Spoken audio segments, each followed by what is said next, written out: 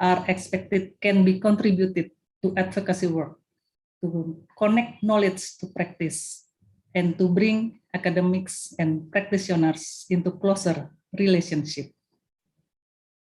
And the purpose of the event today are to generate new research ideas on elections and democracy for writers from various backgrounds and disciplines, as well as to introduce the open source software applications or open journal submission system. Lastly, I'm wishing you all a delightful discussion, and I turn over the forum now to Joskenalas again. Thank you. Thank you, Mbak Joyce, for the introduction. So before we start our public discussion today, please allow me to give you some brief information about Abjad and its open journal system. So in a nutshell, Abjad is an inclusive journal for anyone who are interested in the issue of democracy and elections. And this means Abjad is a multidisciplinary journal. Abjad receives article submissions not only from political science, but also from any other disciplines that put elections and democracy at the focus of discussion.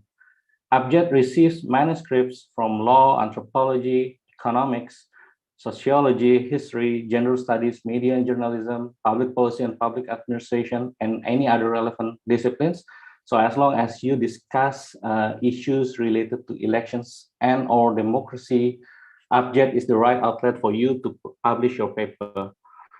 Abjad is also open for all, meaning Abjad receives manuscripts not only from academia, but also from contributors with various backgrounds, including democracy activists, electoral management or supervisory bodies, NGOs, government officials, university students, and other relevant parties that are interested in democracy.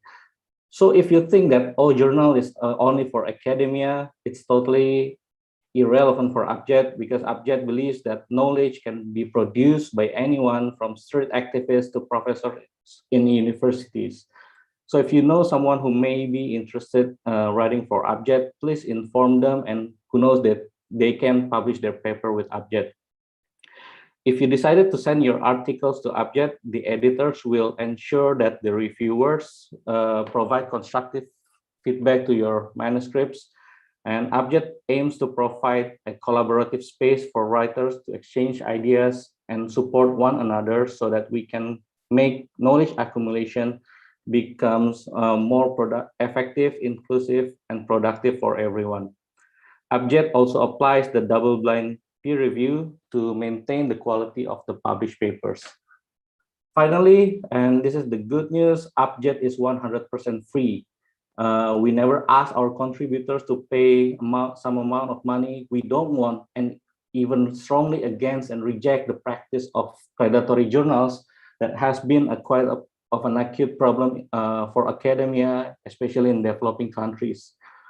All of Abjad articles are open access for everyone, and it is not paywall, so you can distribute the articles as much as you like to your networks, to your peers. And Abjad only asks you to properly cite the authors and their papers if you use them in your publications. So where can you find Abjad? To access Abjad, you can go to www.journalperludem.org. Once again, www.journalperludem.org. Once you access the homepage, you can find various information about Abjad, such as the author guidelines, aims and scope of the journal, and you can also read and download past edition of Abjad for free. If you like to write for the journal, please check out the guide for authors, where you can find more detailed information about how to write for the journal. It seems a lot and could be daunting for some, but please do not worry about that, because what we care most is the content of the articles, and we care more about the original idea or approach to an issue. And technical requirements are important, but we can always improve that during the manuscript submission process and after the peer review. All articles must be submitted to Abject Open Journal submission system. And to go there, go to Abject homepage and then click submit your paper. Click submit your paper on the left-hand side of the homepage. Then you'll be directed to Abject OGS system. If you do not have any registered account with Abject yet, please register yourself for free on this page. So just key in your details like given name, family name, affiliation, and etc. And here you can also tick the reviewer box if you like to be included in the pool of reviewers, and Abject editorial team will contact you if there's an article that might be suitable to your expertise and we need your help to review that paper. So voila, you can now log in and submit your paper to Abject Open Journal submission. And navigating the submission system is pretty straightforward. First, you need to select whether you're going to submit a research article or a book review. And for your information, Abject receives two types of articles. The first one is research article and second one is book review. And please pay attention to the minimum requirements for both types of article.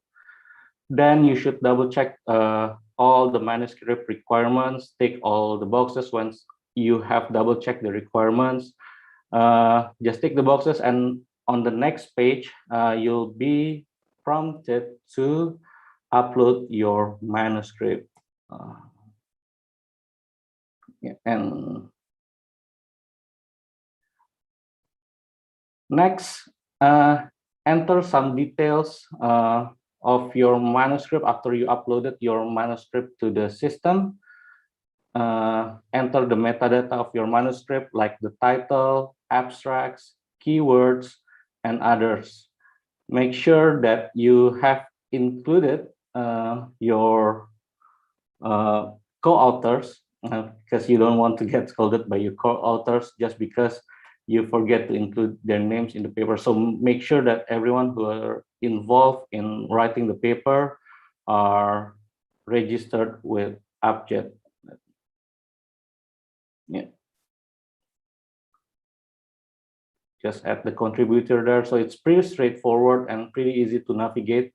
And also key in some relevant information that can help the system to better categorize and organize your manuscript. Please also include the references cited in your article because we are committed to make sure that we avoid any kind of plagiarism in our published articles. And so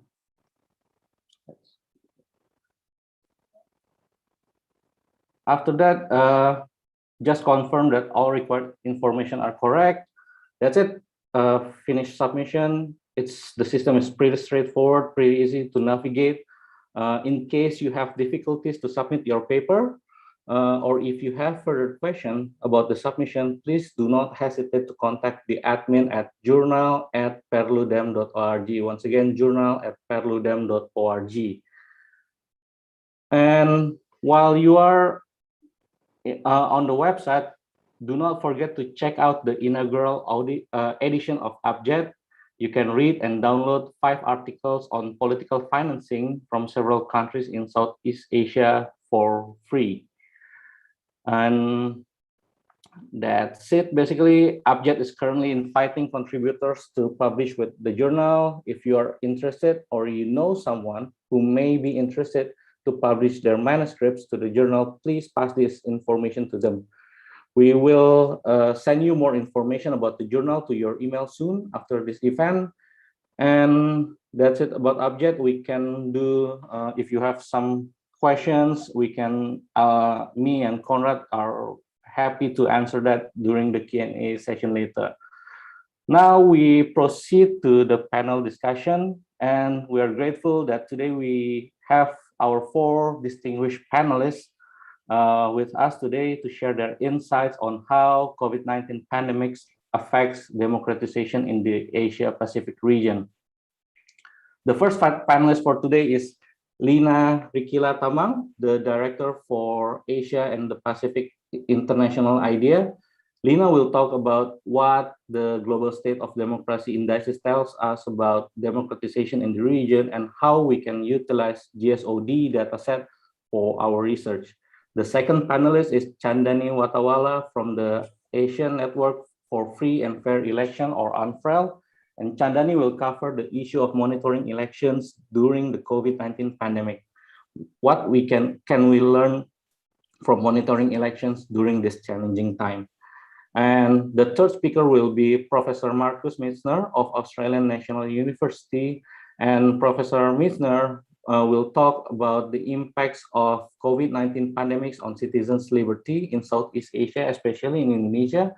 And he will also share his insights on the state of research on democracy in the region and what are some key research questions that are worth to be explored by scholars of democracy. And finally, we have Mbak Titi Anggraini, member of Board of Advisor of Perludem, who will share her insights on the impacts of the COVID-19 pandemic on electoral disputes. We would like to get Mbak Titi insight on some lessons learned from settling electoral disputes during the pandemic time. And each panelist will have approximately about 15 minutes to share their insights, and we will have Q&A sessions later. Without further ado, please welcome Lina. Lina, the floor is yours. Thank you very much, Joyce, and thank you for inviting me to this launch and to this discussion about democracy during the pandemic. It's indeed a privilege to be part of this panel with Chandani, Marcus, and Titi. And let me start by congratulating everyone involved in creating Abjad, or the journal. And my congratulations are sincere. I know it's not easy to come up with a journal, a brand new journal in this world saturated with analysis and assessments fulfilling our inboxes. But as I went through the articles of the journal, I can see that you have found a niche on elections, democracy, in Asia and the Pacific, and introducing new writers and authors. And of course, I was glad to see many references, citations for international idea resources on money and politics. So well done, Perludem, Universitas DRC of Universitas of Indonesia, and the editorial board, which also includes my colleague, Adi Aman, editors-in-chief, and all the contributors. And also my hats off to USAID for believing that coming up with this type of journal this time will find its audience and will contribute to the discussion about the elections and democracy in the region. So my strong endorsement to click a link to the journal. So I will start my presentation. As mentioned, I was requested to introduce you to global state of democracy indices and the data that covers up the first pandemic year of 2020. You able to see my screen? Yeah. Yes, Lina. Yeah.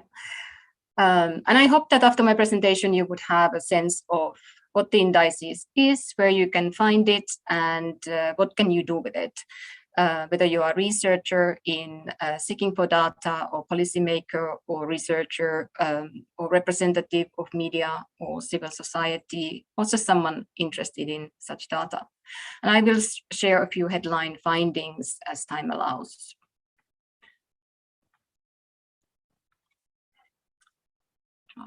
Yes. Our GSOD project actually comprises of several resources. It is the biannual Global State of Democracy report, which will be launched in November 21 next time. It is the database Global COVID-19 Monitoring Tool, which, as the name indicates, tracks the impact of the pandemic on democracy and human rights. And the Global State of Democracy in Focus, which is a series of brief thematic regional analysis on state of democracy. And the GSOD indices, the database that I will talk about today. So how do we start and how do we measure democracy? I thought it would be important perhaps to start with our definition of democracy, which is very simple. Popular control of decision making and equality of citizen in exercising that right. Otherwise recognizing that democracy comes in many forms and shapes. And there is, of course, variety of frameworks out there to understand and analyze democracy.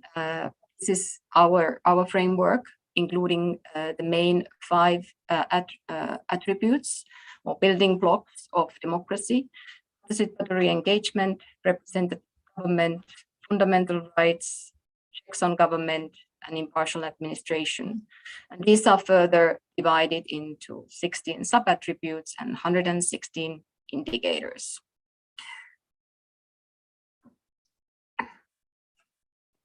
And as you can see, under the fundamental rights, we do include social rights and equality, including basic welfare. And we recognize the democracy's need to deliver basic welfare, and that's part of our framework, which maybe differentiates us from some of the others in the market. The indices cover a period of 45 years, from 1975 till 2020. This historical perspective contributes to detecting positive and negative trends, and it covers 165 countries. And we added 2020, we have added Solomon Islands and Fiji onto the indices. How do we measure? Ours is actually an index of indices, including underlying data drawn from 12 high-quality data sets, biggest one being the VDEM, the Variety of Democracies database. And also all these number of other databases, and all the data enthusiasts can find the data and code books from our website. We categorize political regimes to 3: democracies, hybrid regimes, and authoritarian regimes. And here the representative government is the key attribute, and the minimally competitive multi-party elections being the key criteria, minimum criteria to fall under democracy. And we further divide democracies as per their performance levels to high, mid-range, and low-performing democracies. So what does our global state indices say about the global state of democracy in 2020? And I will provide you a couple of headline findings and then zoom into election and corruption-related indicators, given that also the topic of the journal that we are launching today. In a nutshell, in many ways, the GSOD data confirms that the pandemic has intensified and exacerbated the ongoing trends of democratic erosion and backsliding, and also democratic responses to those. And in Asia and Pacific, this has meant a deepening of democratic divide. High-performing democracies have managed the crisis till now relatively well and in accordance with the democratic principles. Some have even thrived in this crisis. Authoritarian regimes have deepened in many, even if not in all, in Asian autocracies. Authoritarianism has deepened in most of the Asian autocracies, but perhaps most worryingly, the quality of democracy in mid-performing democracies have declined, but particularly so in Sri Lanka, Indonesia, Philippines, and Indonesia. But before going to the challenges, maybe it's good to remind ourselves that from historic perspective, the world is more democratic than it has ever been. The number of democracies has almost tripled in the last 4 decades, and the number of authoritarian regimes has reduced dramatically. This is a global picture. And here is the dynamic picture of regime types in Asia and the Pacific region, where number of democracies is now at 18. So we can see the jump in the 90s, but the number of authoritarian regimes has not reduced very dramatically and has received one more member, as we know from February this year, as the Myanmar military coup. And also the hybrid regimes, rather than becoming democracies, are sort of oscillating between hybridity and authoritarianism in the region. And the current three hybrid regimes, as per our indices, are Afghanistan, Singapore, and Kyrgyzstan. And apart from the number of democracies, we obviously worry about the quality of democracy. And this is again, first the global picture of the quality of democracy declining, where the share of weak democracies is higher than high-performing democracies. I'll go just quickly to the quality of democracy in Asia and the Pacific. And there, the main worry, as mentioned, really is that the mid-performing democracies are dramatically declining. And there are what we call very weak performing democracies, which are at the moment Malaysia and Papua New Guinea, and until February Myanmar was member of that club. And this is mainly due to declines on fundamental rights, checks on government, meaning independence of judiciary, media integrity, and effective parliaments, and also due to either increased or not improving corruption scores. And one example of the democratic erosion is Indonesia, which got downgraded as a weak democracy from 2019 to 2020. And as you can see, Indonesia got downgraded after a long period of being a mid-performing democracy. And if you can see from this comparison with the scores in 2005, 15 years ago, Indonesia was performing very high on political participation and representative government.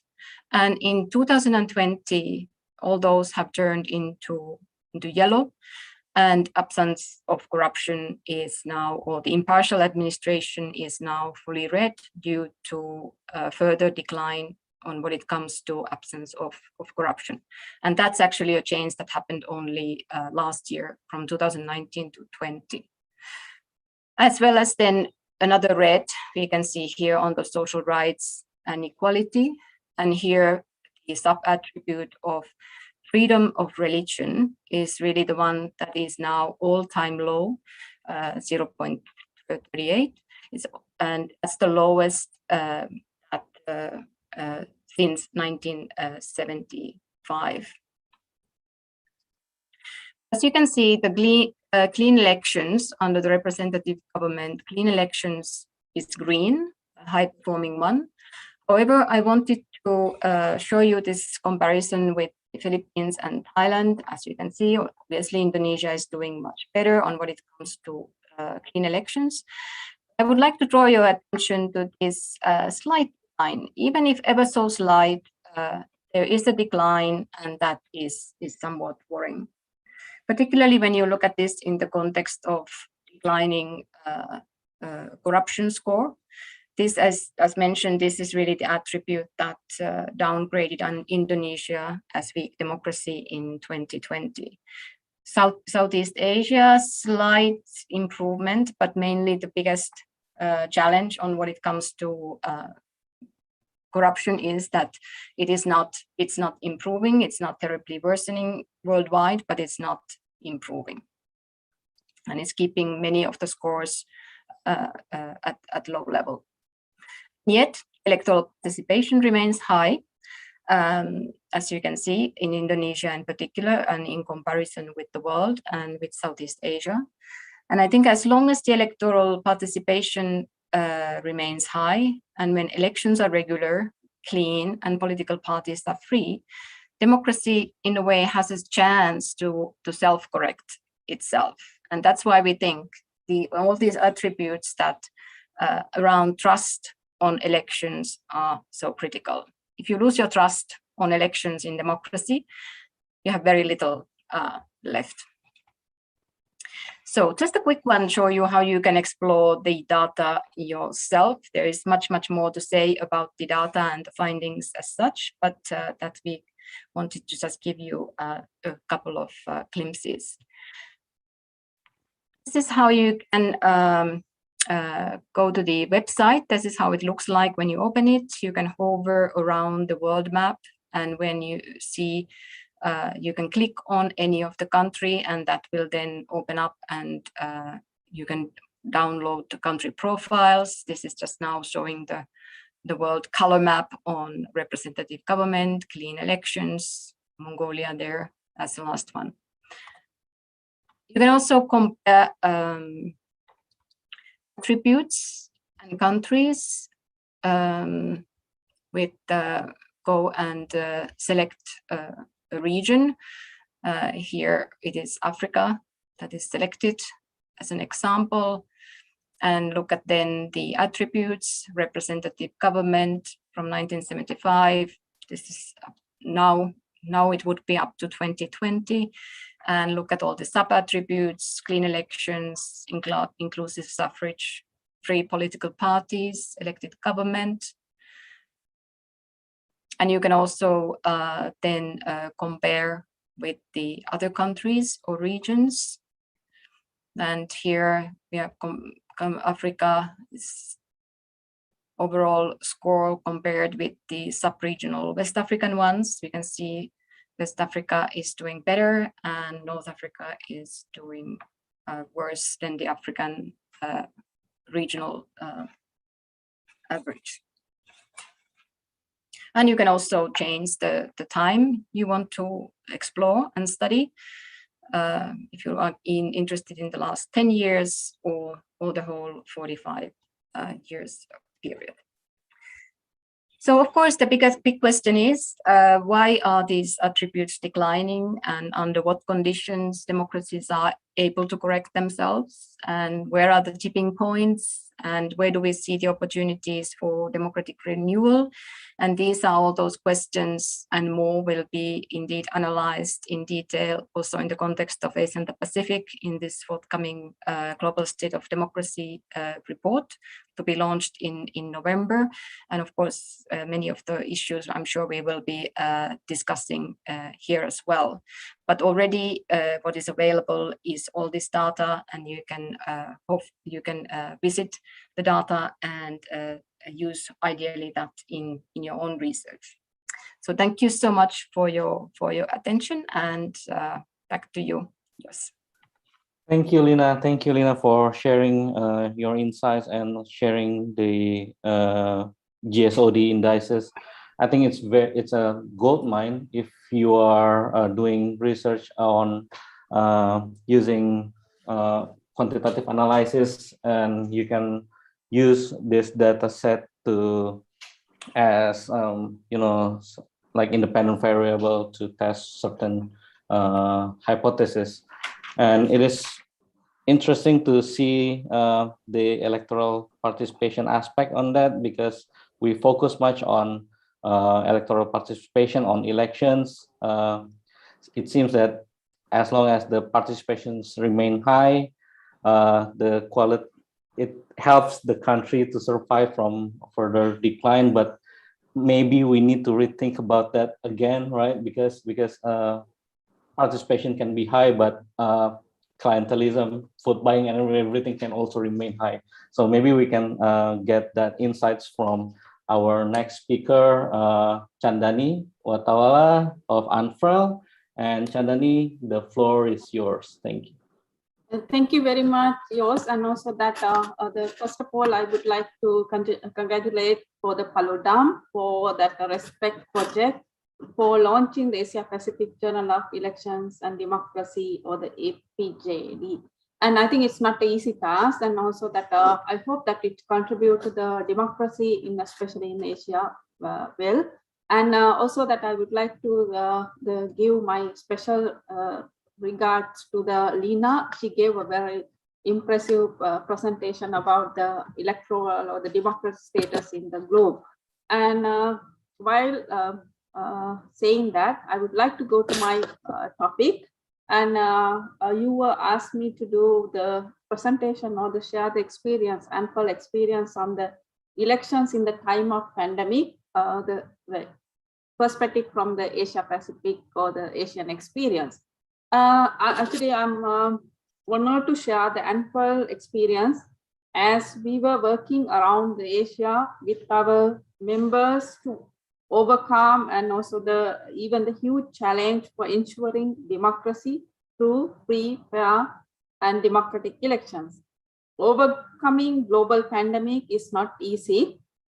At present, many of the nations are suffering from the third wave of the pandemic. Many South Asian countries and also the Southeast Asian countries, including the Indonesia, are struggling for their lives.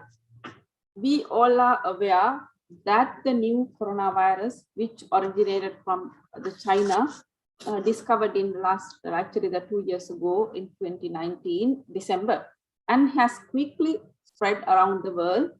The COVID-19 pandemic has drastically affected many aspects of the people's lives, forcing them to stay at home, as well as the government implemented a restriction to curb the further spread of the virus.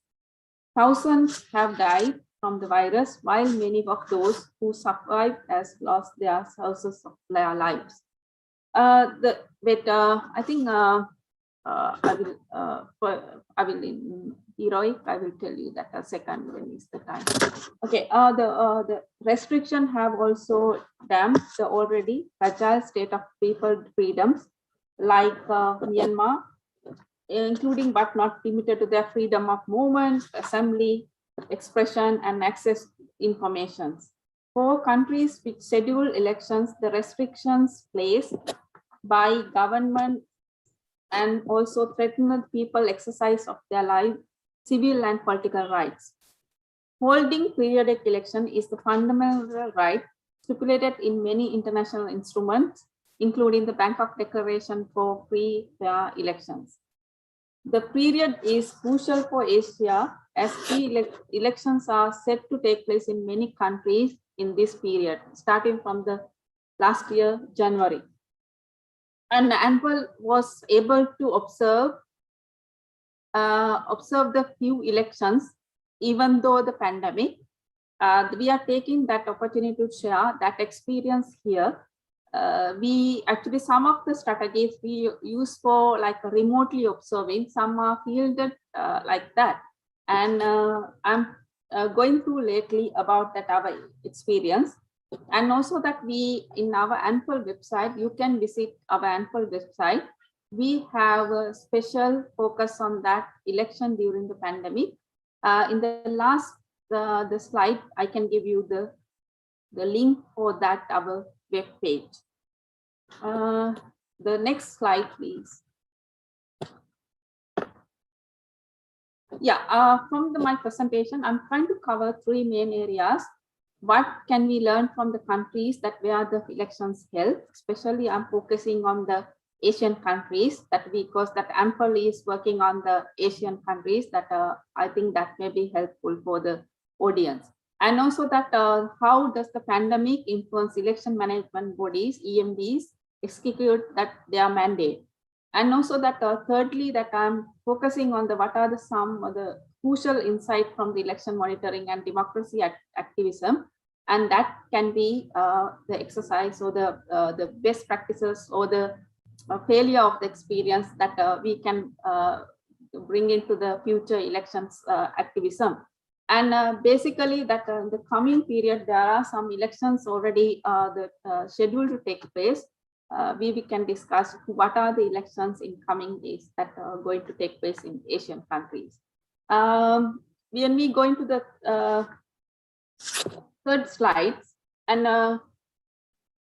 the period starting from the last January, there were like the national and the local elections, according to our record, 16 elections took place or scheduled to take place in Asia.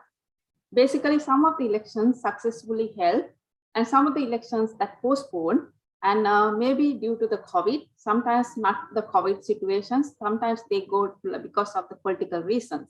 If you look at the South Korea, the parliament election, the last year, April, it was successfully held, and we can record it as that one of the achievement of even the pandemic, the turnout was high because they took some additional requirement like advanced voting and other things.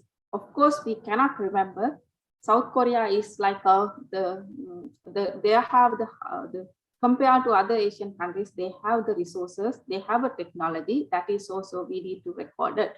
And then when you go to the India, that they postponed, and the Bangladesh elections also that the postponed to the 17, but it's completed later. Pakistan postponed, to Japan on schedule, and Maldives elections postponed to the 2021, and it was already completed. And that is also there. After the election, there were some cases recorded, the Maldives elections also. Taiwan by-elections also concluded. Can we go to the next slide, please?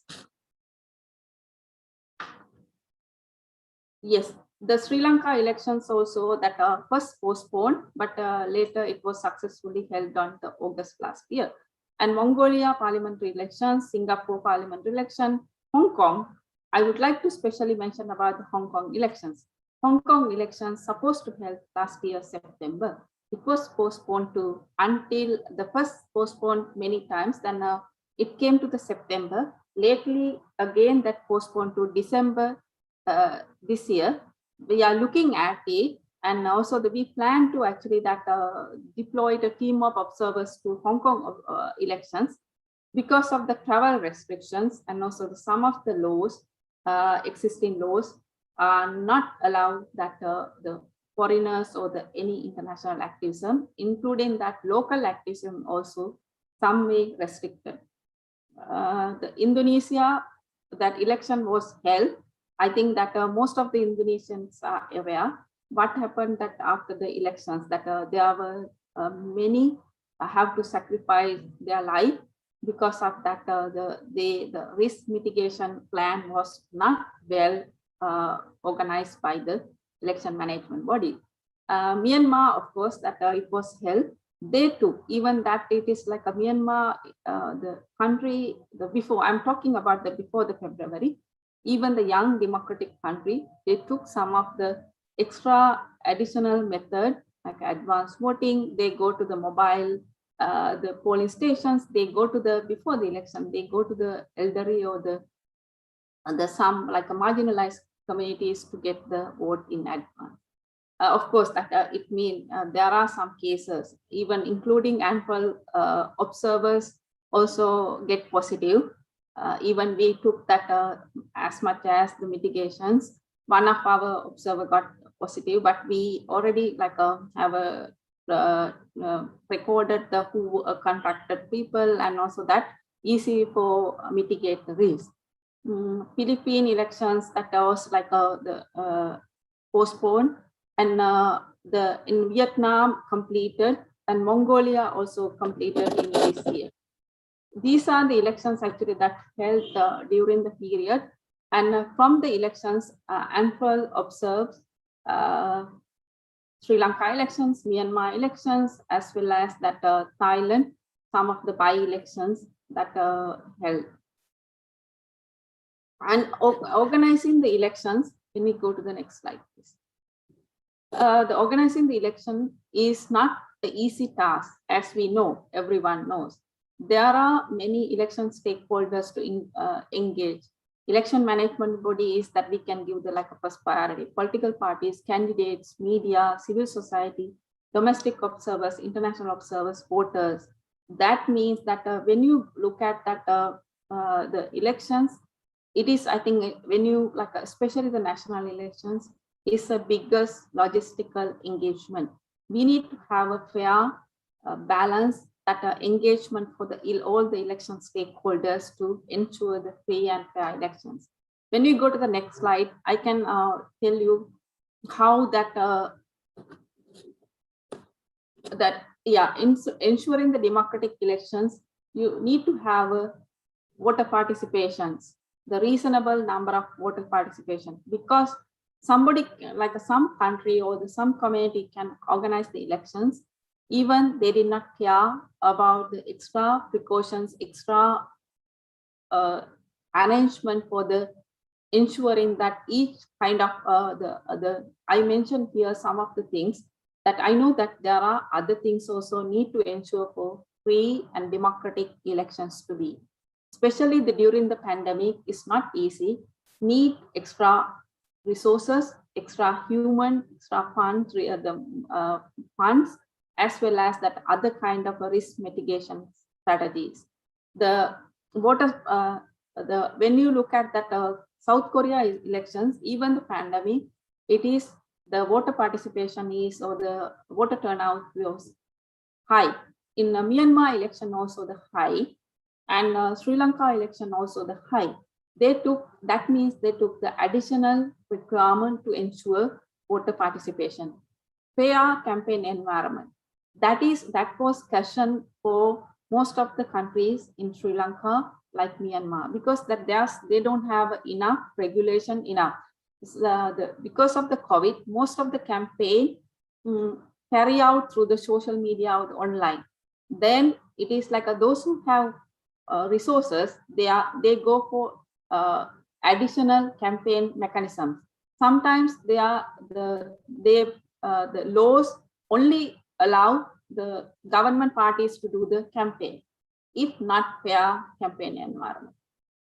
Ensure the freedom of expression. It is also connected with the campaign environment. Ensure the freedom of movement. And some countries that are not allowed to travel one province to another province, that they said like, okay, because of the COVID, but it is not like that. Like Hong Kong case is the best example. They are not allowing right now, no one can know nationalists come to the Hong Kong. That means that the travel bound was there. That's why Ample also could not even plan to go, we cannot go there. The civic education, that means that it is important to have a civic education. We saw that some countries like Taiwan, they have additional posters, they have even the online they have. I can show you some of the pictures that how that some countries ensure that the civic educations, inclusiveness of all the marginalized groups. Because of the COVID, some especially the civils, senior citizens, people with the disabilities or the ethnic or the other minorities, they cannot maybe come on the election day. That's why need advance voting or the other additional requirement to make sure voters can vote, participate on elections even during the pandemic. Lastly, the election management of all the stakeholders need to take care of the risk mitigation strategies. That is also important, especially Ample. When we are working on the Sri Lanka, we work with all the domestic observer groups to develop code of conduct. That means that election observer groups, they themselves take initiatives to sign. We are following all the risk mitigation strategies like we are in the PPP, social distance, and other kind of the mitigations. And that is the same thing that also the election management bodies, political parties, all the stakeholders require to take care of the risk mitigation. Otherwise, there may be, because of the elections, there may be cases increasing. That is not a good. We cannot count is the elections is free, fair, and democratic elections. When you go to the next slide, we come out with the indicators, 10 indicators to how the election is free, fair during the pandemic. And first thing is the social distancing, mandated to PPE, hand washing or sanitize, temperature screening, voting hours expanded. We come out with the 10 indicators, how the elections held during the pandemic, and also we come out each and every, like the few countries we selected, like a major elections, how is the rank that if it is like an increase in the number of voters or the voter turnout increase or decrease, the percentage, actually that we come out, maybe it is, I'm not going for one by one because of that time, and I'm sharing with you this PowerPoint presentation with the Paluda. Those who required, maybe you can collect it.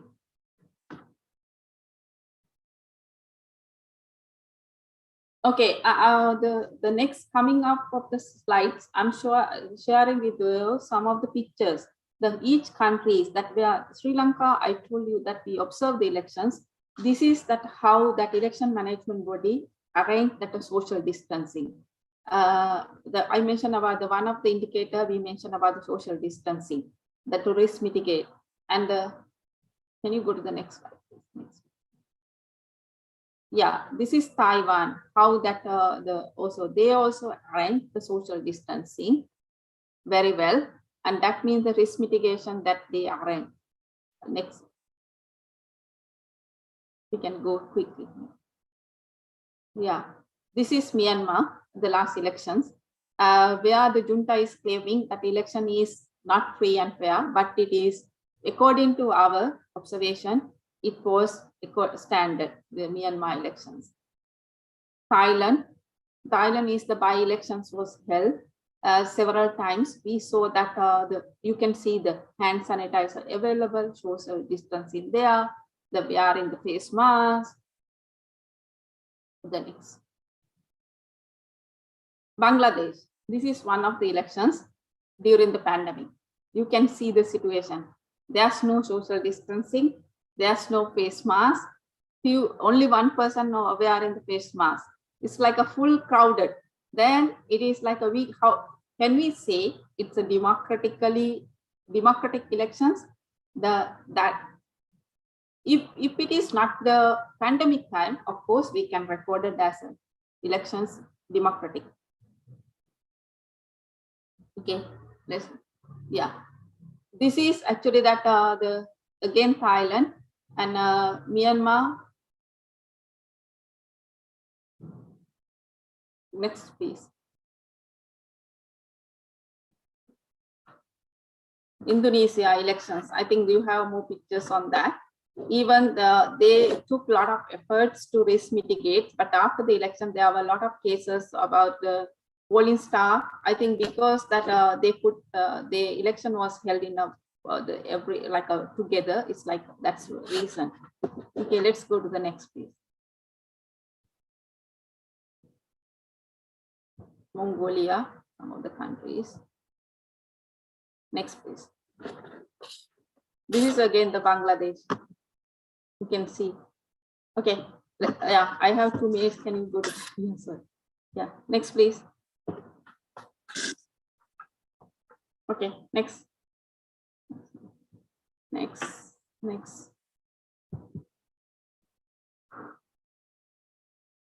Next, please.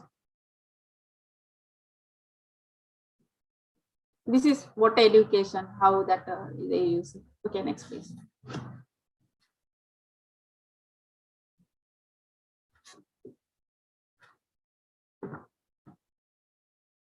Okay, yeah, EMBs and elections, that experience from the previous the elections observation. Actually, that some of the election management take positive steps, that additional budget from the government for risk mitigations. The Sri Lanka also that they gave the additional fund for the risk mitigation, revising the laws, regulation to increase the voter participation. That I think Myanmar is the best case. They increase Myanmar and South Korea. Advanced voting, we can record it as advanced voting for ensuring the voter participations as well as the risk mitigation. Voter education, new strategies to ensure voter. We saw that a lot of online social media used for increasing the voter participation. International community support, CSO observers self-commitment also. Negative, we can put it into negative steps. political barriers. There are even Sri Lanka try to use the advanced voting to reduce the high crowded, but the political parties as well as the law not allowed. It is lack of not enough funding resources. Some countries, even though they are committed to do that, EMDs, there's no the resources to do that. If you go to the next slide, how that there are, I told you, there are some elections scheduled to take place in the next coming period. The Hong Kong, the elections for the election committee, September, and also that Hong Kong December elections, Taiwan referendum, and Japan. I'm not going to each and every one, but we are planning to observe that Philippines and also the Timor-Leste elections.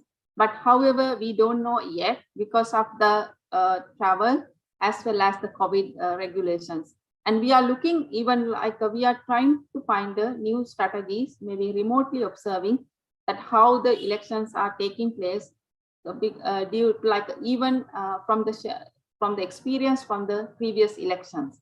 And also again, I'm asking you to go to our website. There are a lot of resources from our website. You can go our experience and also the report. The Myanmar Comprehensive Election Report is available, as well as Sri Lanka Comprehensive Report is available during the pandemic, how the elections took place. Thank you very much. And also that I'm returning to the EVOS and looking forward any questions and if any. Thank you very much. Thank you, Chandani. Chandani brought up a very important point in time of a pandemic or health crisis. How should we understand or the notions of democratic elections? Is it worth it to trade elections with people's safety? And how about the spirit of elections itself? Is it effective for voters to punish underperform leaders or parties? Is it easier for incumbents to distribute patronage goods and everything? And this all of these questions, I think, back to the core of the question of democracy itself. What does it mean with to be a democratic country? What does it mean to hold a democratic elections in this time of pandemic? Next, we will try to answer maybe part of that through Professor Marcus Mitzner's presentation. And Marcus, the floor is yours. Okay, thank you. So I don't have a PowerPoint to share. I think the most important thing really is that we are getting into a discussion here at the end, and the Q&A really is what this is all about. So let me just say a few things about the relationship between civil liberties, democracy, and the pandemic in the last 1.5 years or so.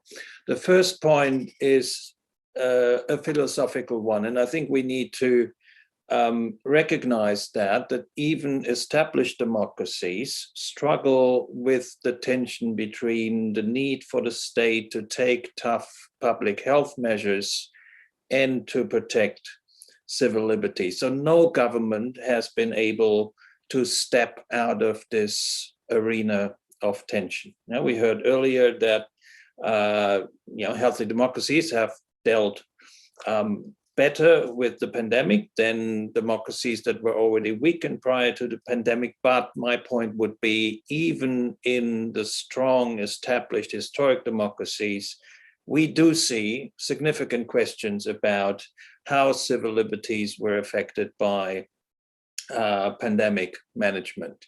And ironically, over the last 2 decades or so, the improvement of democracy, gradual improvement of democracy, has always been attached and associated with a declining role of the state. The fewer interventions the state launches into the private lives of citizens, the better democratic quality and the better the quality of civil liberties. But here we had arguably a very strong and legitimate reason for the state to intervene in the private lives of their citizens. And suddenly we have again a discussion about not only individual rights, but collective rights, right? A debate that prior to the pandemic was largely in the realm of debates between China, for instance, which would highlight the importance of collective rights versus individual rights. But here we suddenly have Western governments that make a very similar argument that says for the rights of the collective to be protected, we need to intervene and we need to limit the rights of the individual. And at the moment, the biggest debate in that space, of course, is about vaccination. You know, should the state, in fact, mandate vaccination? Yeah, I personally would say, yes, why not? Because people who do not want to be vaccinated are, in fact, violating and damaging the health of other individuals, so not only their own. So there's a legitimate question there as well. So that's my first point, right? We need to recognize, however we turn it into whatever country we look, and we'll come to Southeast Asia, but there are very conceptual philosophical questions about how a pandemic is being managed and how that can be done without limiting civil liberties. And I think actually it cannot be done. It can only be done if indeed the value of collective rights is put above civil liberties. And that happened in Australia, it happened in the United States, happened in the UK, in all of these Western democracies as well. So let's recognize that as a starting point as we then go into discussing how Southeast Asian states, none of which belong to the very strong historical democracies, have dealt with the pandemic. So let's come to the Southeast Asian states, because in addition to the problems that we just discussed, you know, they had the same issues. They, of course, had the additional problem of having weak democratic institutions in the first place.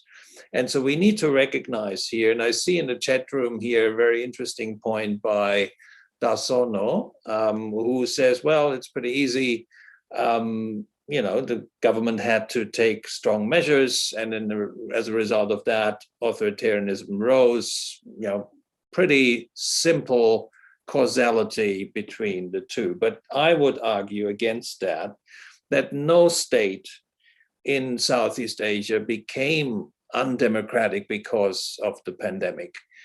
Those states that saw a decline in democratic quality during the pandemic were states that all already were in a process of democratic decline prior to the outbreak of the pandemic. That means the more vulnerable a state was to democratic decline, the more significant that decline then became as well during the pandemic. And you know, Aurel Kosong has written about this very early on in the pandemic. He's talked about democracies with pre-existing conditions, right? So democracies that already had certain weaknesses. These weaknesses were pronounced, these weaknesses were made stronger during the pandemic, but no state suddenly turned from a healthy democracy into an authoritarian polity as a result of the pandemic. You know, whether we look at the Philippines or other states, normally the pandemic occurred on top of already existing major problems in that polity. And that brings me to my third point, the last point, and that's the focus on Indonesia. So what really in that space between the more philosophical question of the tension between how to handle a pandemic and at the same time protecting civil rights and the already existing problems of democracy in Southeast Asia, what really has become the biggest problem is when power holders use the pandemic in order to push anti-democratic goals or to circumvent proper democratic procedures, right? So certainly any state, if they took very stringent public health measures, they would have inadvertently limited civil rights. But that's not really the problem in the cases that we're discussing here in Southeast Asia. The problem is when we look at power holders that viewed the pandemic as an opportunity to further limit democratic rights and consolidate their position. That's when we really have a very problematic constellation. And I would argue that we have that constellation in Indonesia. In the Indonesian case, there was no dramatic decline of democratic quality during the pandemic, because a lot of that decline had already occurred prior to the pandemic. But we can clearly see attempts by the elite to use the pandemic for their purposes. And let me take one example of, and an obvious one, of Habib Rizik, who, by all accounts, probably is currently the closest, what Indonesia has in terms of an opposition leader, right? So in Indonesia, after 2019, most of the opposition leaders actually joined government. Prabowo joined the administration as defense minister then. So Indonesia lacked really a leader of the opposition. Here steps in November 2020, Habib Rizik, coming out of exile, taking up that mantle, if you like, as an extra parliamentary opposition leader. He's picked up at the airport by about 50,000 people, which then in turn shocks the government, which wasn't aware that Habib Rizik, despite the 3 years in exile, still had such a following. What happens next? Well, the government takes a really strong interest in what Habib Rizik is doing. In a now notorious incident, 6 of his bodyguards are shot at a toll road. And as we now know, and the police has acknowledged as well, is that some of its members actually have carried out these killings, in contrast to the initial narrative that was pushed by the police. The next step then is that Habib Rizik is arrested, right? So after his bodyguards are being shot, Habib Rizik is arrested and is put on trial.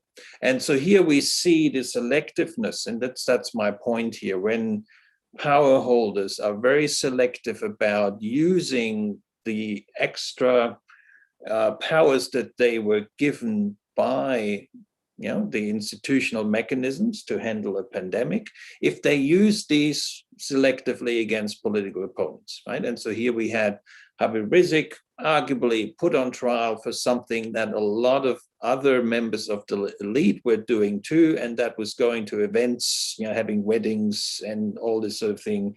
Habib Rizik was put on trial for that, and he got a stunning 4 years in prison for, I don't quite understand actually what exactly that was for, but as good as I understand it, is for denying that he was COVID positive, right? And his lawyer had said, no, Habib Rizik is not positive. And so, what the legal apparatus constructed around that was pembohongan publik, or public lies. So Habib Rizik, the opposition leader, taken out by the government for things that with other people that are closer to the ruling elite, easily got away with. So that's for all of the anti-democratic features of Habib Rizik himself.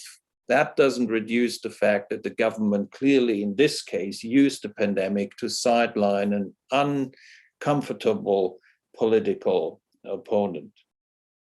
The second case I want to discuss is the omnibus bill, because that sort of fits into the category of governments circumventing proper democratic procedures during the pandemic. For those of you who are not so aware about what the Omnibus Bill is, it's essentially a package of laws that Jokowi, the president, has been pushing for some time. It's a massive deregulation program, right, which was strongly opposed by the labor unions and by the environmental activists, because a lot of environmental protections that were built up over the years are dismantled here. It's easier for people to get business licenses without environmental checks, and it's easier to sort of boil it down to the essence. It's easier to fire people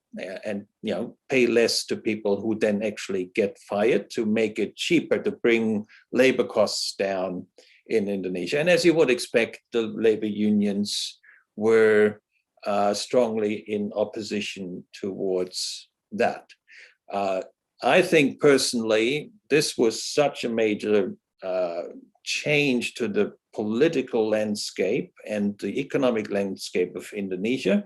Overall, about 79 laws were changed in one go, that would have required a major societal discourse which involved the unions and so forth, and therefore should have taken place at a time when the pandemic was over.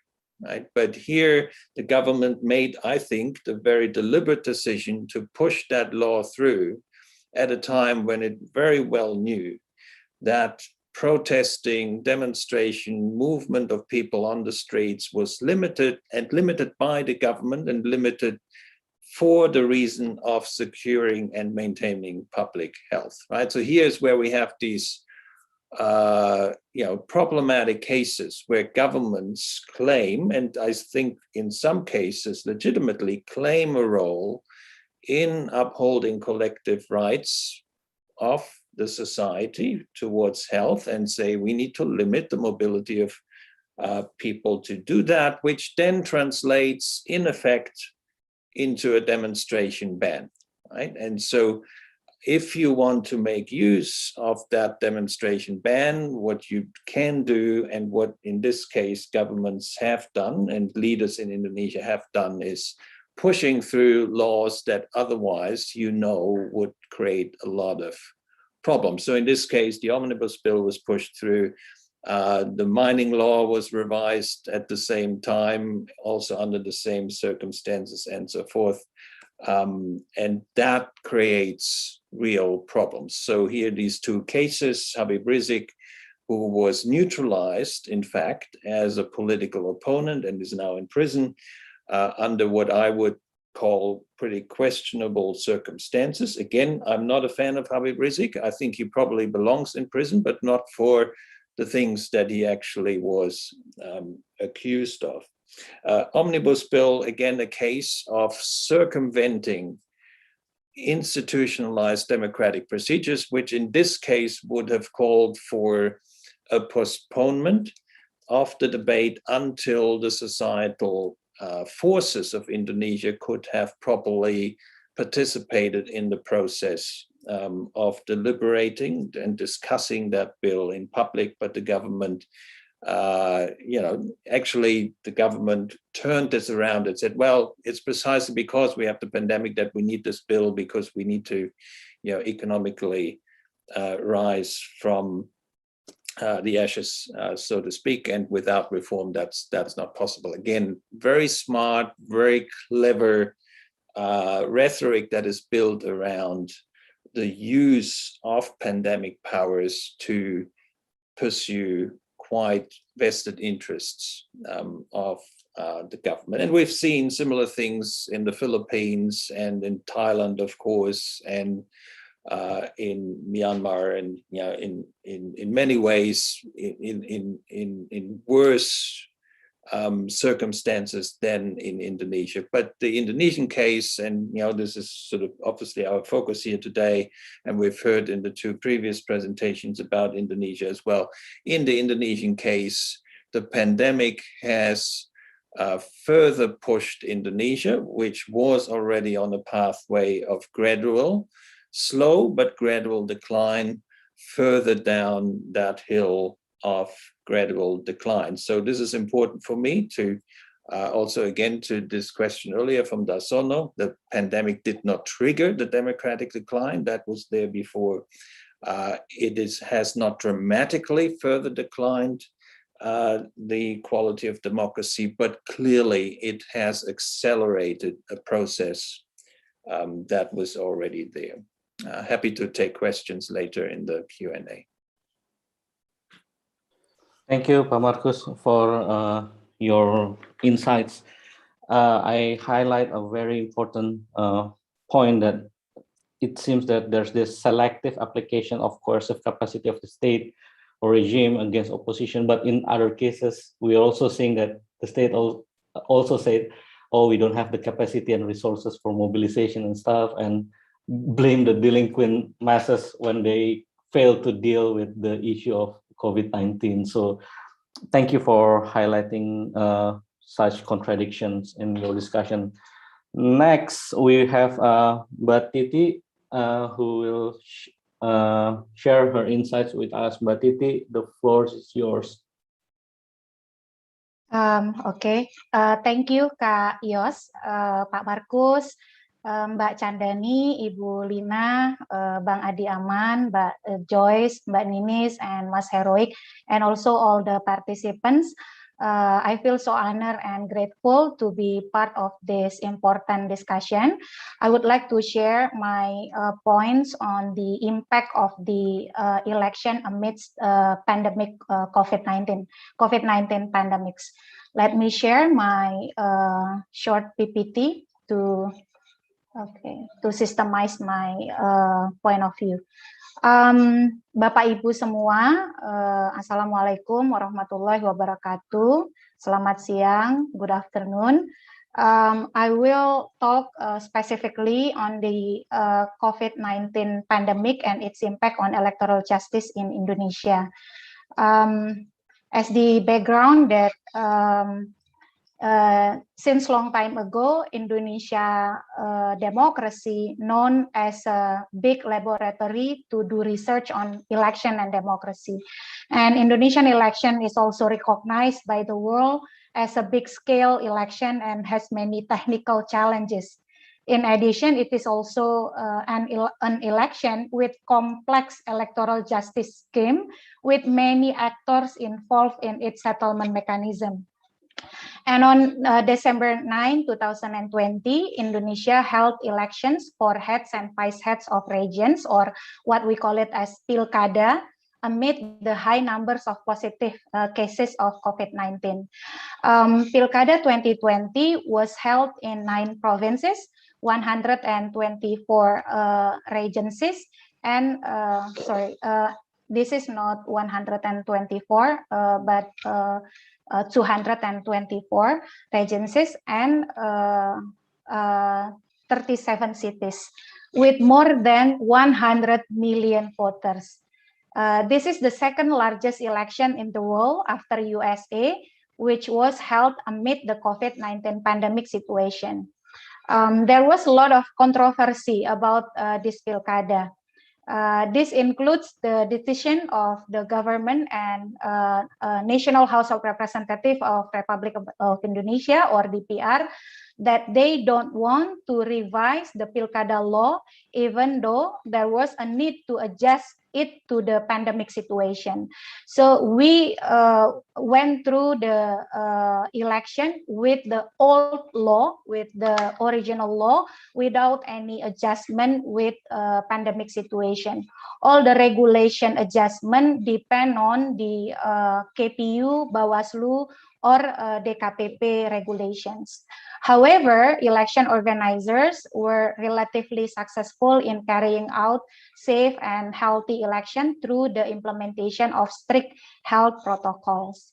In its process, the COVID-19 pandemic does not only affect the holding of the election stages, however, it is also affects electoral justice aspect of the Pilkada, not only on its handling procedures, but also on specific legal issues that occurred due to the COVID-19 pandemic situation. I will explain it later on. As you all maybe already know that we have massive legal problems and legal issues in in Indonesian Pilkada, with so many actors involved in this settlement. We can divide legal problems or legal issues in Pilkada, Indonesian Pilkada, into 6 categories. First, we have election administration violations resolved by Bawaslu and KPU. Second, election crimes resolved by Bawaslu, police, prosecutors, and courts. Third, we have election process disputes that resolved by Bawaslu. And fourth, we have election administrative disputes that resolved by Bawaslu or election supervisory body, administrative high court or Pengadilan Tinggi Tata Usaha Negara, and the Supreme Court or Mahkamah Agung. And the fifth, we have violation of the Code of Ethics for election organizers that resolved by DKPP or Election Organizer Honorary Council. And the last one, we have election result dispute that resolved by Constitutional Court or Mahkamah Konstitusi. So you can see that many room to justice. And sometimes each problems or each issues overlap each other.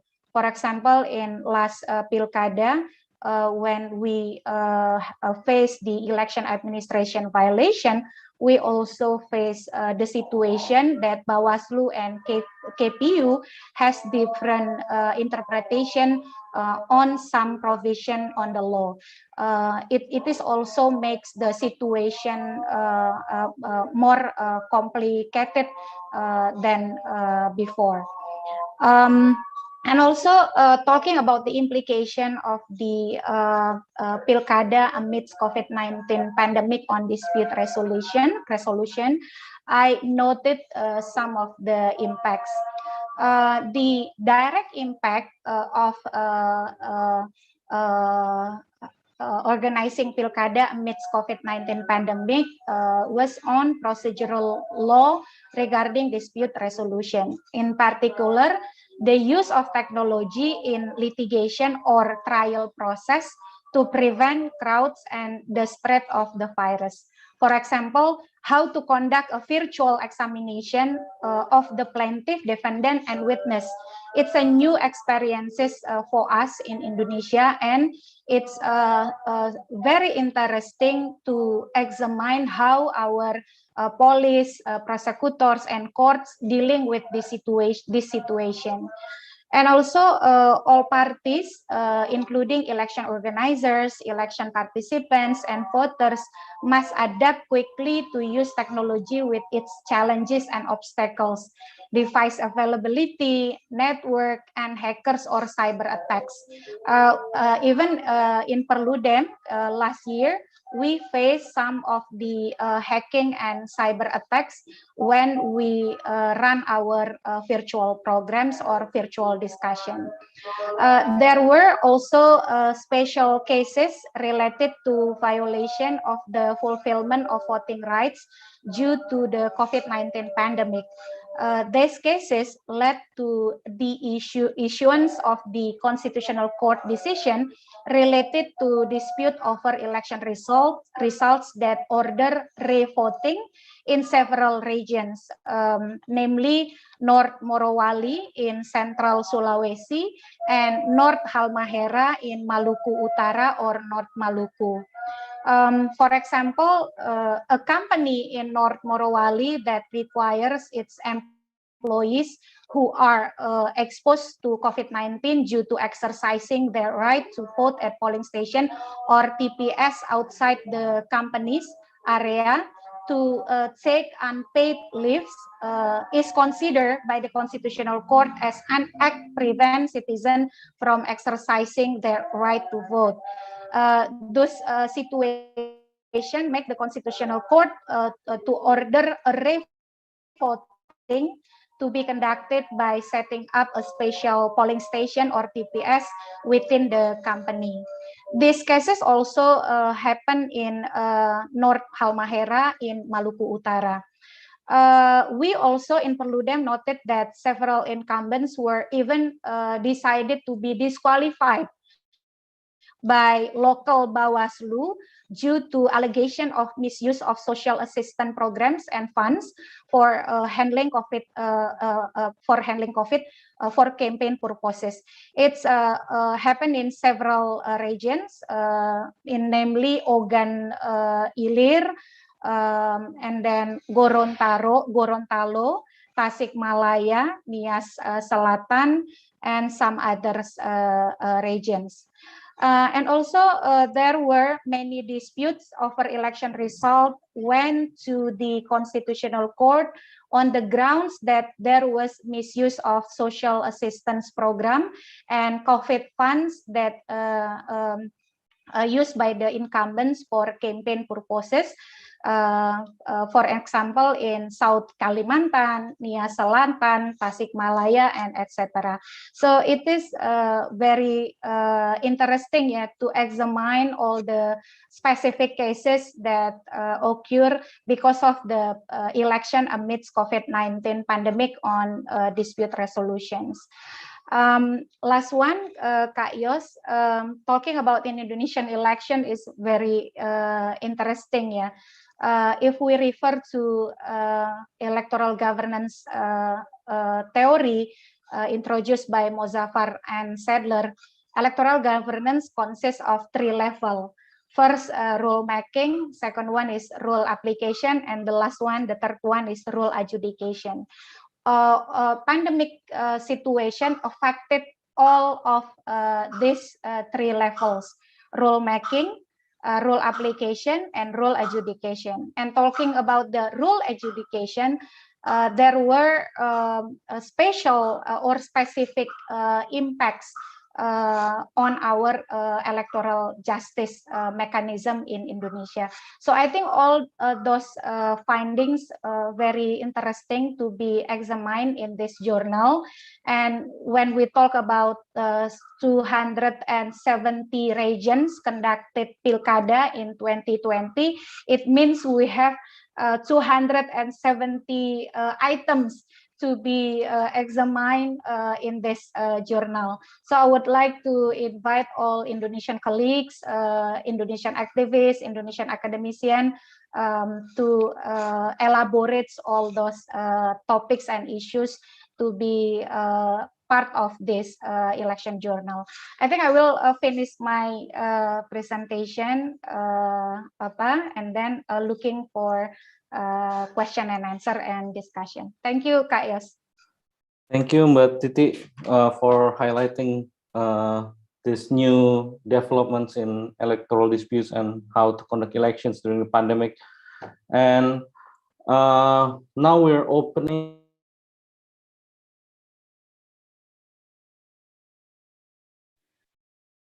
Sorry, I'm still muted. Yeah, sorry. Yeah.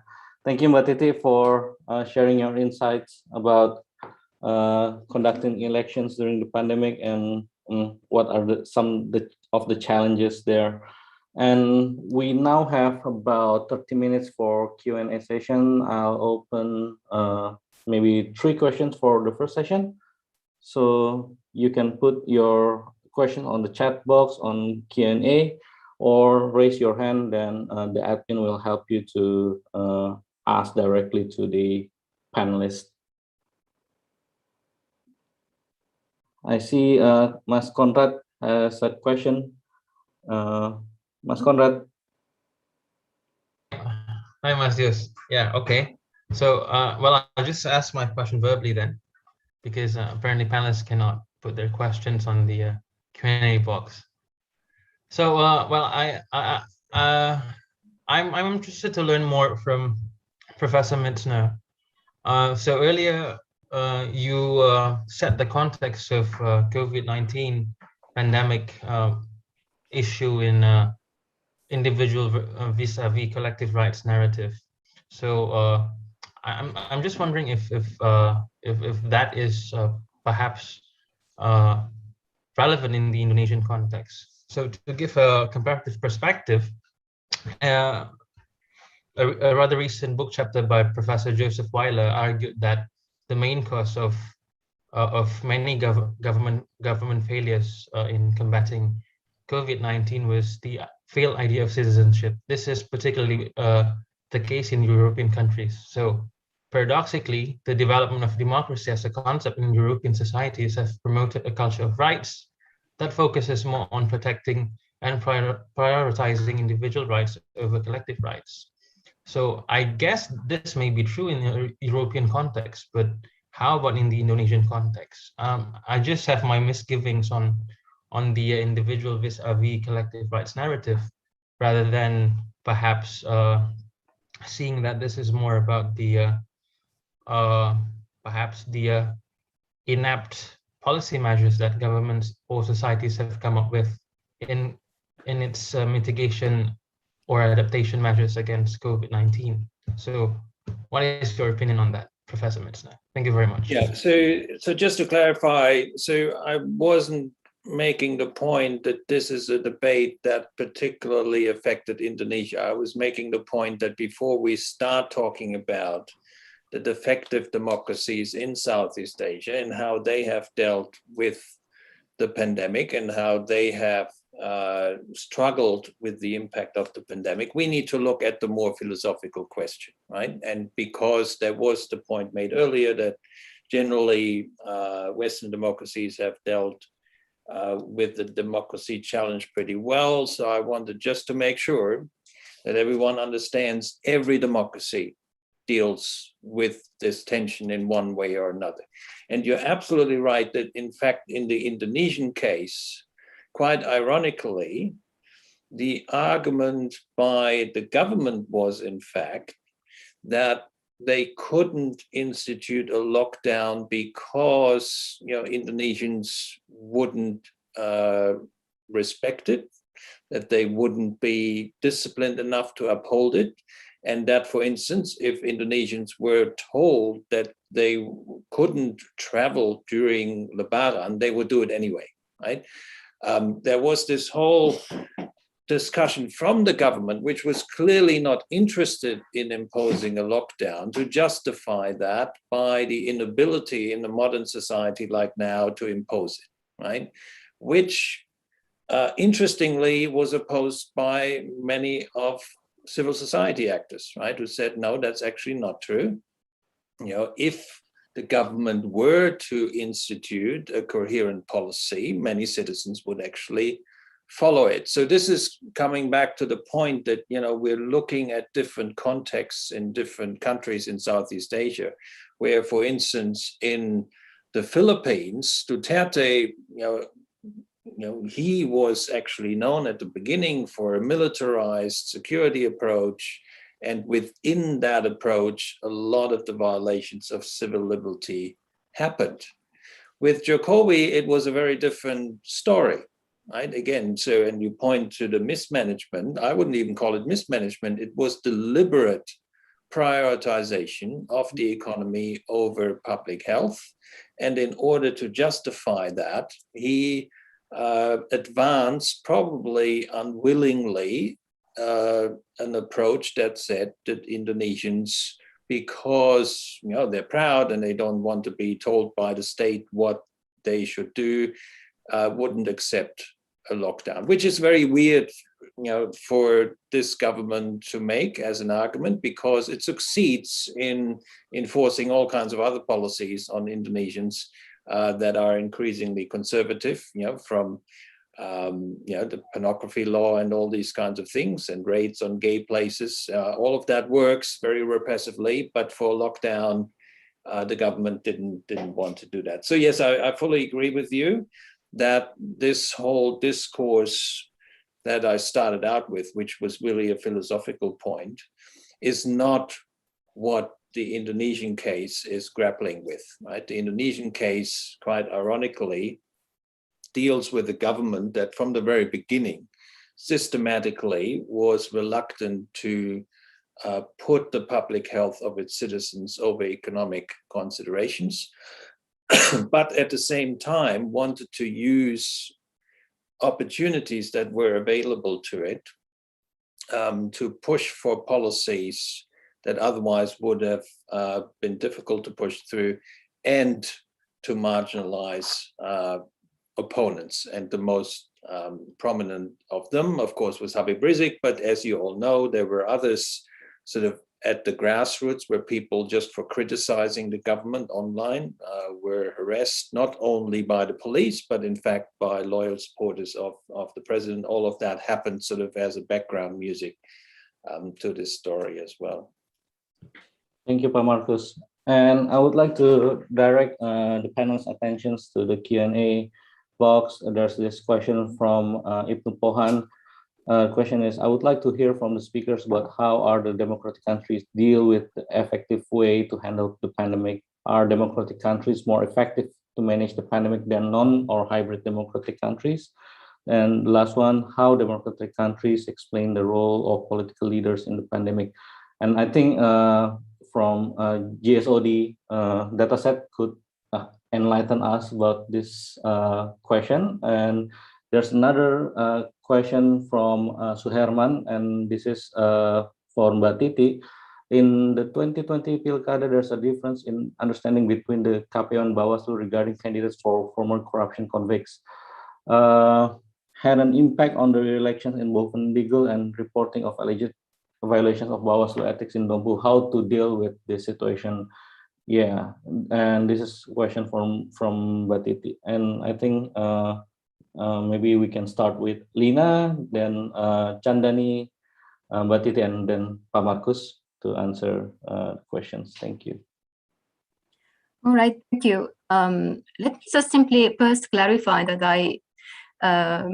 I fully agree with Marcus regarding that every democracy during this pandemic needed to deal with the question of or the balance of individual and collective rights, or balance between freedom of movement and protecting lives.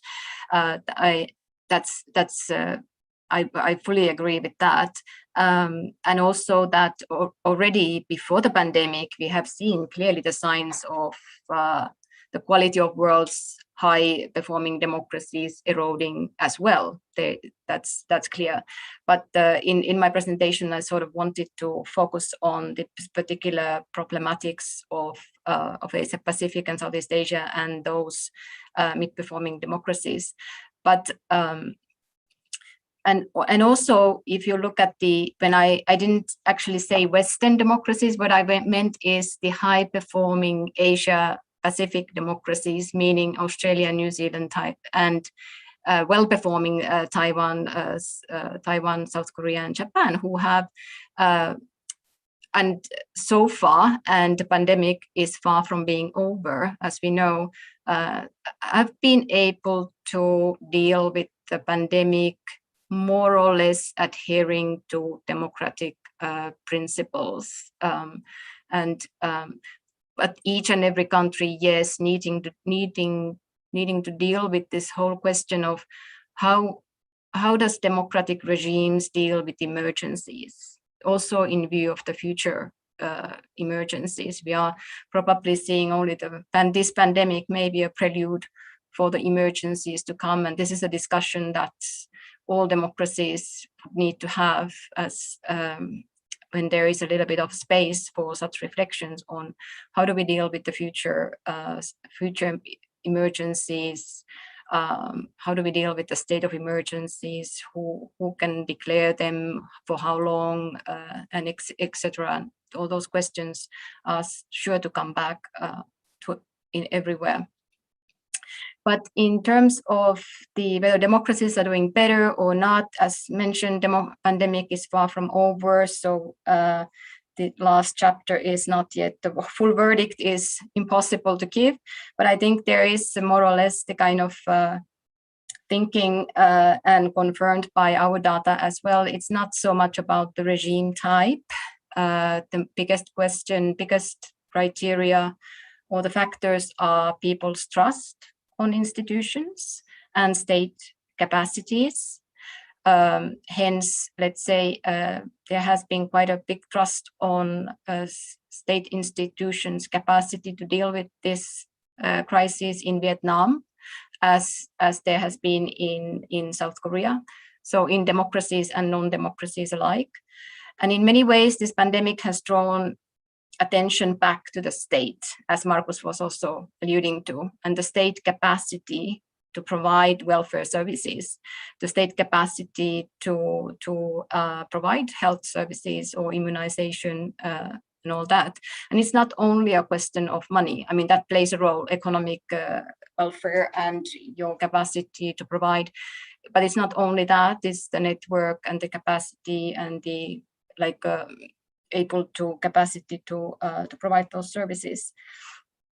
But what I would like to say about that is that you don't have to be authoritarian to deal with the pandemic. There is that is at least the one big message that is coming. It's perfectly, it is possible to deal with the pandemic or the emergency in a manner that doesn't jeopardize democracy or the basic fundamentals of democracy. Thank you, Lina. Chandani? Yeah, thank you very much. Actually, that it is good to come out with this kind of questions. And the good example is like when we look at the Asia Pacific, like New Zealand is like a very in the democratic index, it is in a high, and they manage well to that overcome that pandemic. That is without, I think that they did not actually come out with the undemocratic laws, and that is like what we're hearing. And when we go to the extreme party, like a authoritarian government, I would like to share that experience in Myanmar.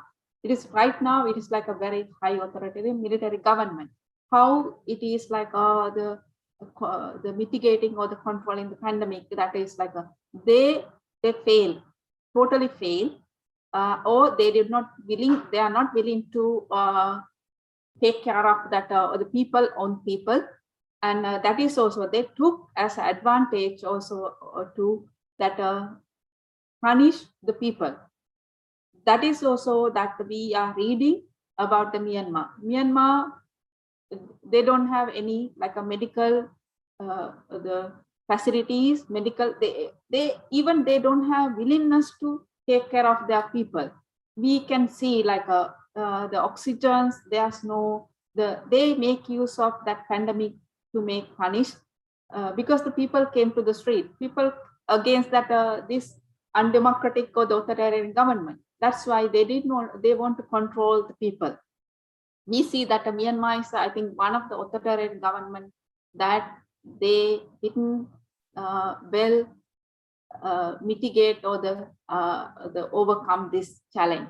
When you look at to the countries like Thailand also that it is like a semi-authoritarian government. Even it is from the elected from the last 2019 elections, we cannot say it's a democratic government. You know that it is like a military make use of elections to become a leader, or the like a showing to the world, oh, there was elections in democratic elections, and we came, we become a leaders, we elected through the democratic elections. It's not. We were observing, ANPAL was observing, we saw that after the elections, who got the majority vote or the Future Forward Party, we dissolved the party and also not allowing to become the members of the parliament. And finally, now this semi-authoritarian government, they failed to handle this pandemic. There are many people, it's actually recorded, it's like yesterday was recorded around 20,000 people for the cases, and also the nearly 200 people are dying. It is only recorded.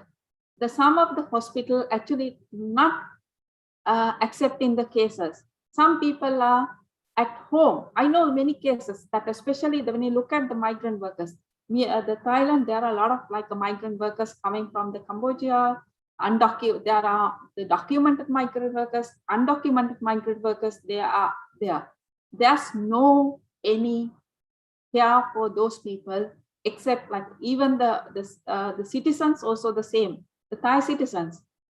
Some of my colleagues, because our office is based in Bangkok, they register for vaccine for so long. There's no vaccine. They're always postponing. They fail. they fail, that it's showing up that if there's no democratic government, they don't know, they only that they are passing the emergency or the laws, they are like that way they're trying to. And when I look at that, my own country, Sri Lanka, it is like a democratically elected government, but the government is given authority to the military to control or the take care of the pandemic. Everything given to military. Even the quarantine hotel. I was in a quarantine hotel for the 14 days the day before yesterday I came out, and everything is like the control by the army, and like a full covered, the hotel covered by the military. And when I come out from after finishing my quarantine, and they gave the certificate with the signature of the general, military general. And even when I first go to the hotel, there's no information about the COVID, how that quarantine take place, that I cannot ask that because it's a military ruling. And also that it take that those government make use of that violate the freedom of expression, freedom of movement. Then now the teachers are going to the street asking to their rights, and they make use of that to violate their rights. They arrest those people. They put it into, even the court is releasing. They court after that police arrest, then they put it into the court's procedure, court release with the bail or without bail.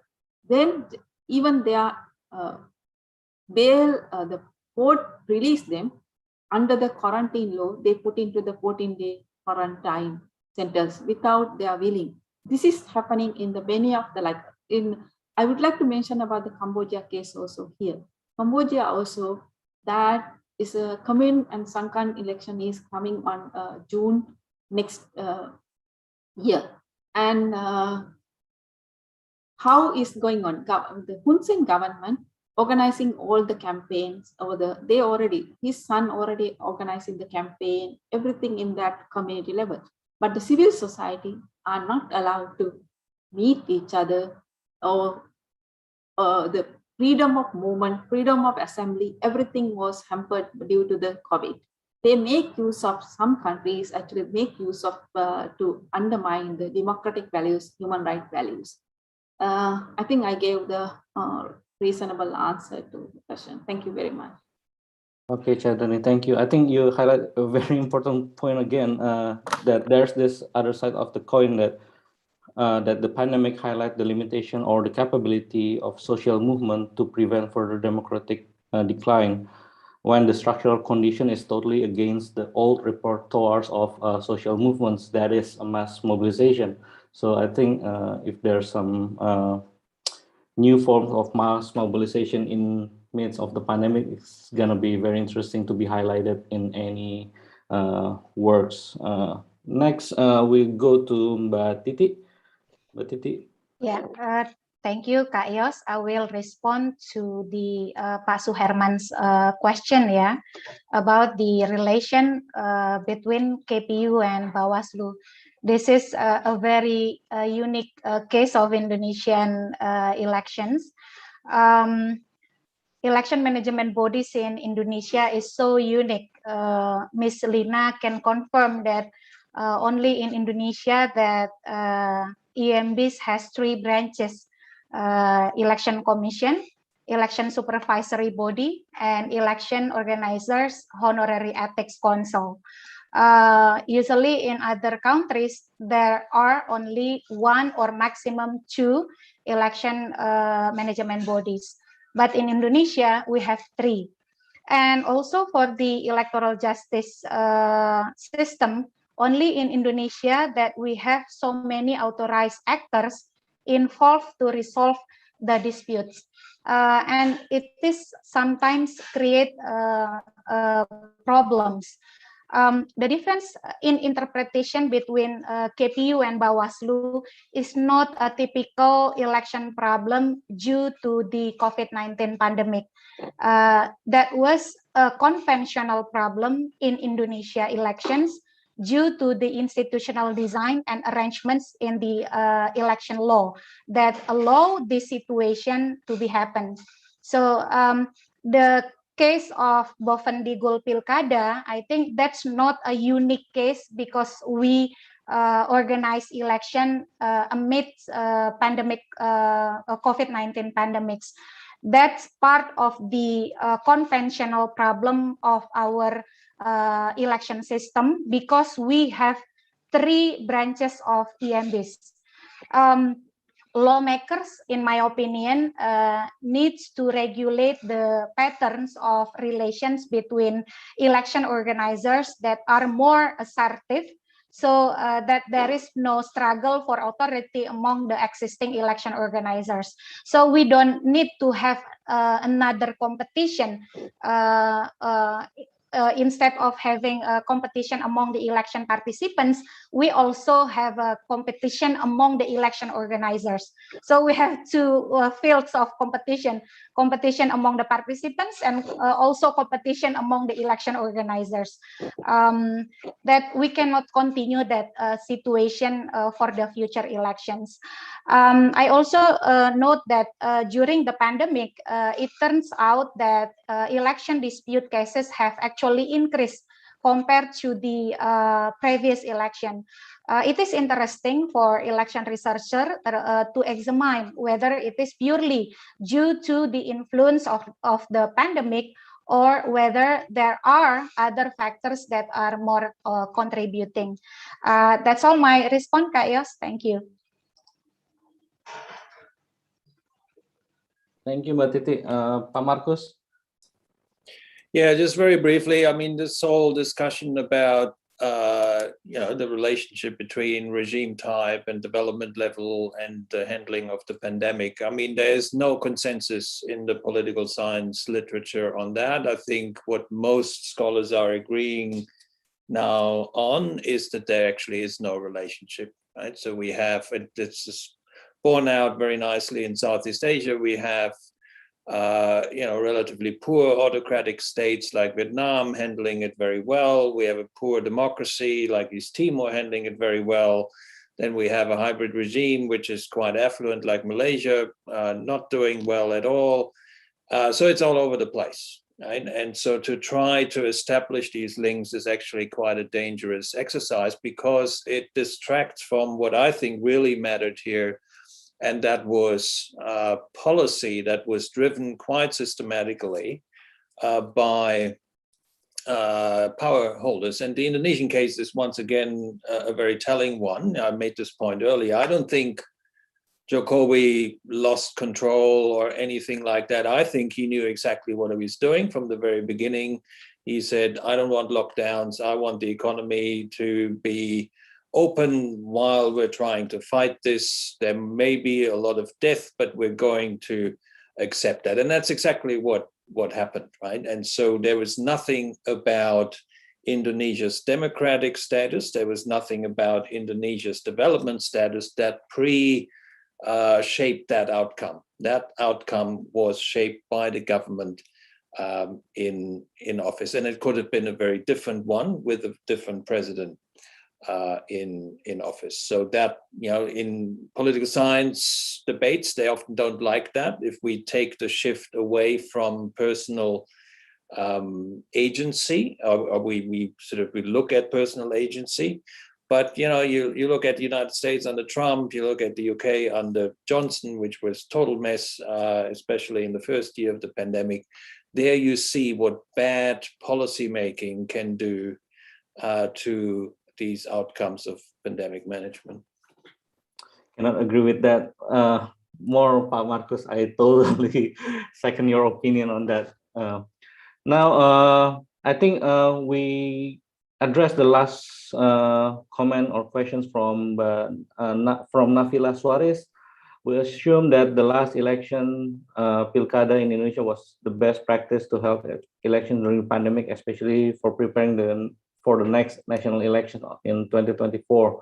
According to your data, in countries which hold election on 2019 to 2020, which country is ready for holding elections in the midst of pandemic, at least minimize the impact of COVID-19 spread or another pandemic victims?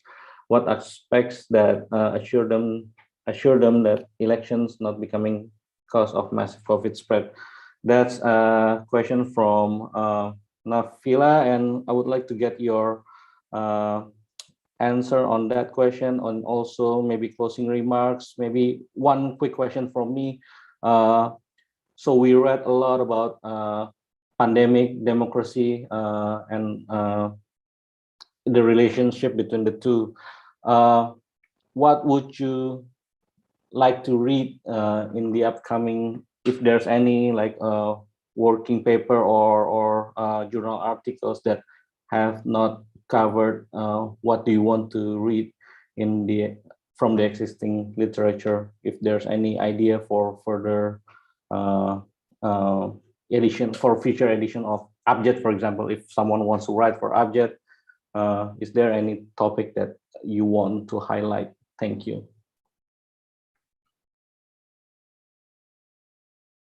Maybe we can start from Marcus, and then Batiti, Chandani, and then we close with Lina. Okay, thanks.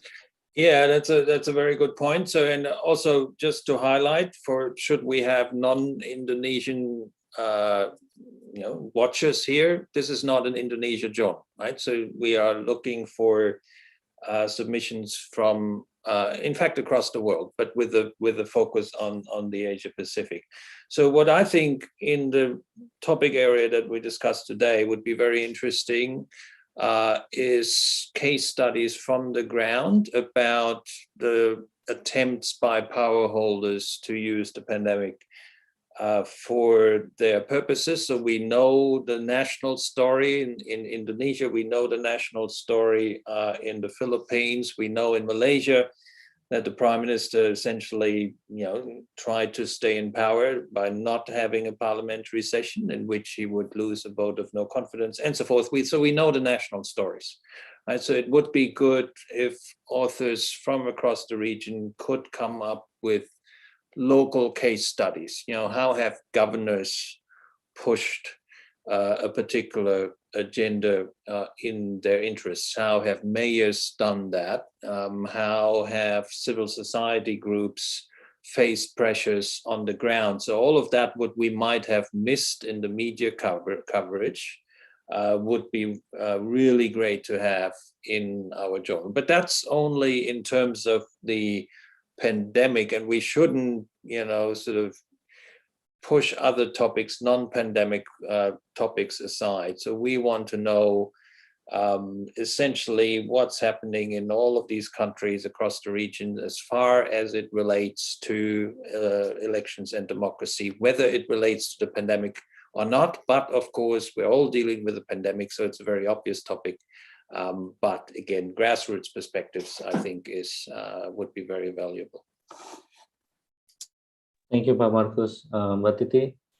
Yeah, thank you, Kak Yos. I think to answer Mbak Nafila Suari's question, that's why we would like to invite all researchers and also election activists to be part of this journal, so they can share their experiences in dealing with the elections in their respective countries, so we can learn each other.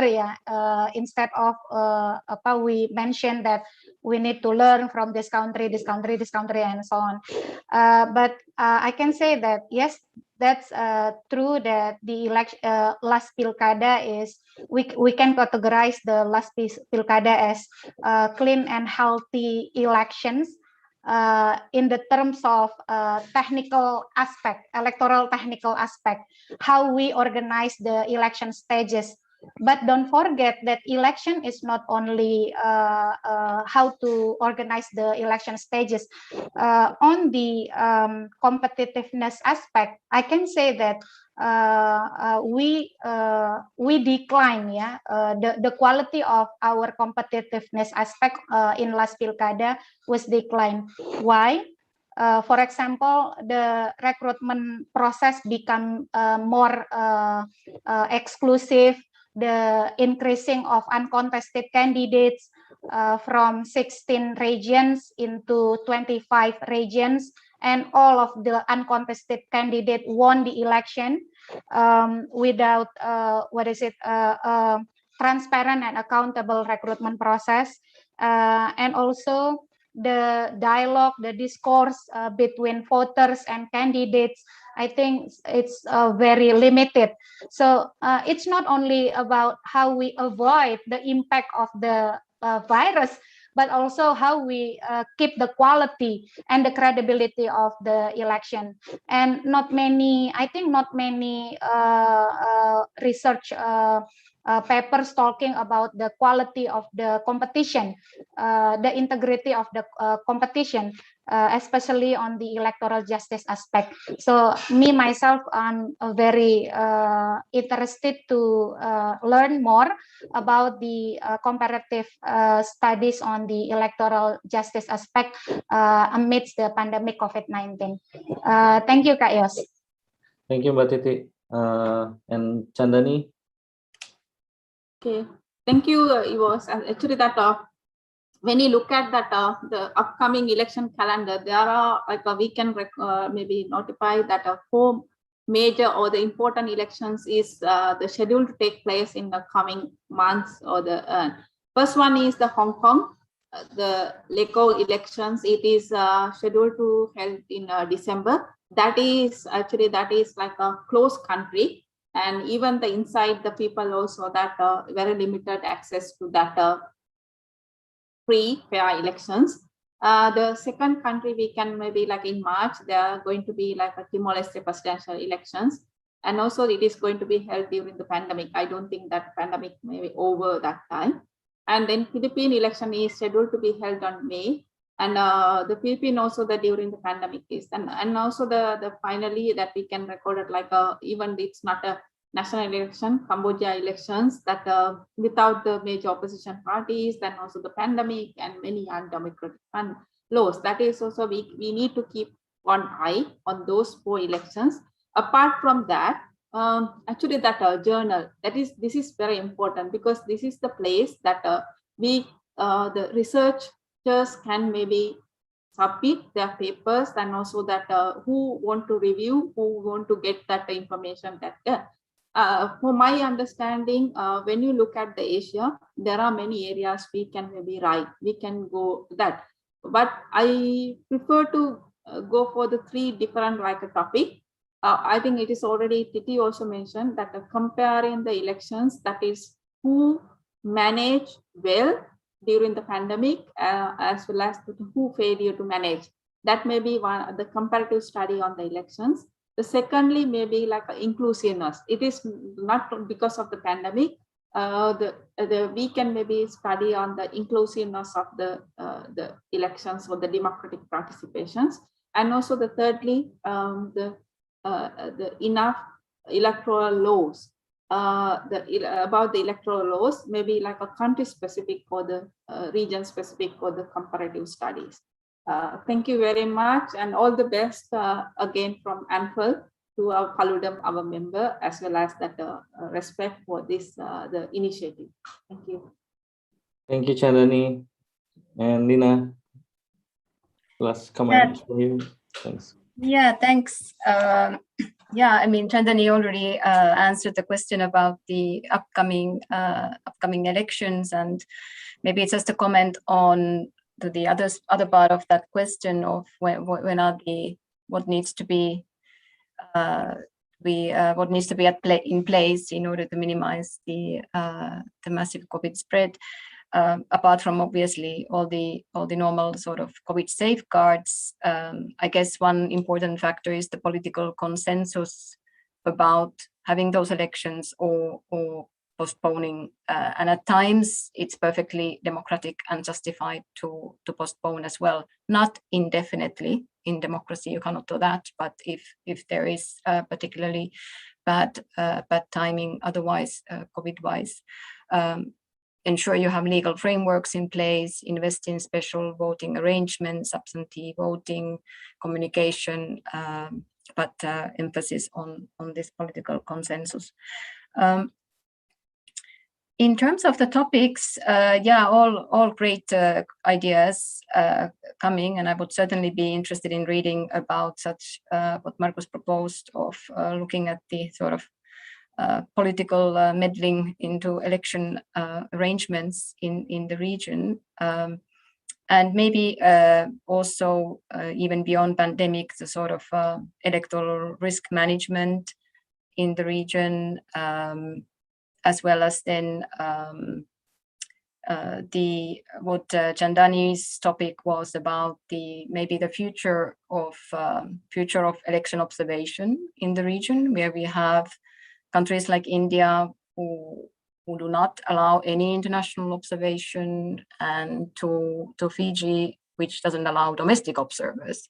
Sort of what are the philosophies and reasonings and justification behind those very different policies and everything in between. And once again, congrats to everyone who has been part of creating and nurturing and editing of this new channel. And best of luck with it. Thank you, Lina, and thank you everyone for coming to today's discussion. And I think that's it for today.